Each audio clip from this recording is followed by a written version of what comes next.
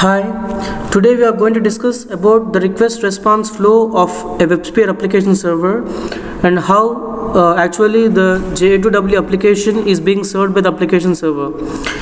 Initially, a web client requests, before going to that, here in this diagram, we can see the numbers over here, which is used to understand the process what exactly is happening, like 1, 2, and thereafter the further subsequent processes. So coming to the flow, initially the web client requests a URL in the browser, and then the request is routed to the web server by passing the firewall over the internet. The web server immediately passes the request to the web server plugin, which has got the configuration file and all the details in it. Every request goes to the web server plugin first, and the web server plugin examines the URL, verifies the list of hostname aliases from which it will accept the traffic based on the virtual host information which is there in the file, and chooses a server to handle the request. And then a stream is connected between the plugin and the web container.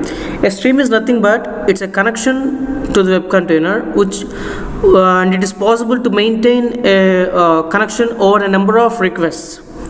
Okay, and then the web container receives the request, and based on the URL, it dispatches to the proper servlet.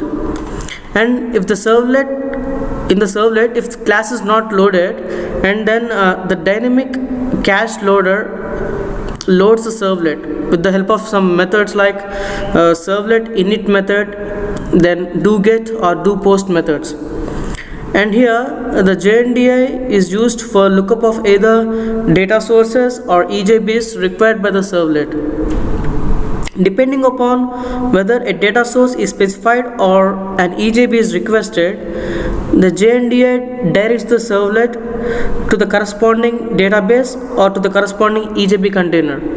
If it is to the corresponding database and gets a connection from its connection pool in the case of a data source, and to the corresponding EJB container, which then instantiates the EJB when an EJB is requested.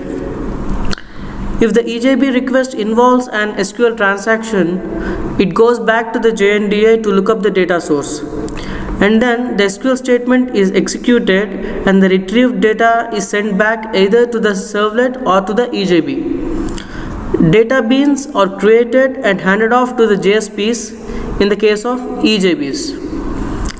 The servlet sends back the data to JSPs, and the JSP generates the HTML page that is sent back through the plugin to the web server, and finally the web server sends the output page to the end user, which is nothing but the browser.